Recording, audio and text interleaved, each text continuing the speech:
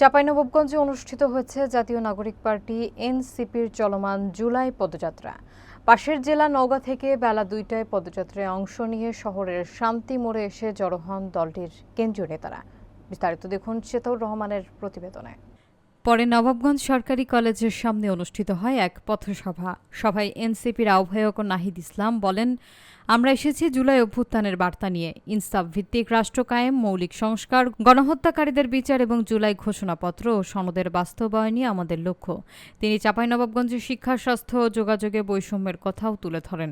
পথসভায় আরও বক্তব্য দেন সদস্য সচিব আক্তার, মুখ্য সংগঠক হাসনাত আবদুল্লাহ, মুখ্য সংগঠক সার্জিস আলম, মুখ্য সমন্বয়ক নাসির উদ্দিন পাটোয়ারি ও জ্যেষ্ঠ যুগ্ম সদস্য সচিব তাসনিম জারা।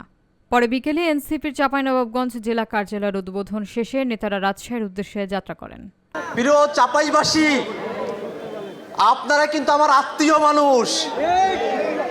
আমার শ্বশুর বাড়ি আপনাদের চাঁপাইতে। আমার শ্বশুর বাড়ির এলাকার মানুষ। আপনারা এতটা সাহসী, বিএসএফ বন্দুক নিয়ে এদিকে ঢুকছে আর আপনারা কাস্তে নিয়ে ওদেরকে তাড়ায় দিচ্ছেন। দিল্লি না ঢাকা, এই স্লোগানটা সব থেকে বেশি ধারণ করে চাঁপাইনবাবগঞ্জের মানুষেরা। চাঁপাইয়ের মানুষেরা বলে শেখ হাসিনা ঢুকুক, ওরে ধরে আম গাছে বাইদা রাখা হবে, গণহত্যার বিচার করা হবে।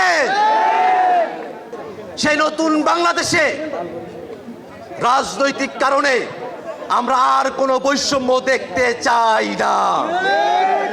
যে রক্ত, যে শ্রম, যে জীবনের বিনিময়ে নতুন বাংলাদেশ প্রতিষ্ঠিত হয়েছে, সেই নতুন বাংলাদেশ আর পুরনো সিস্টেমে, আর পুরনো কায়দায় চলতে পারে না।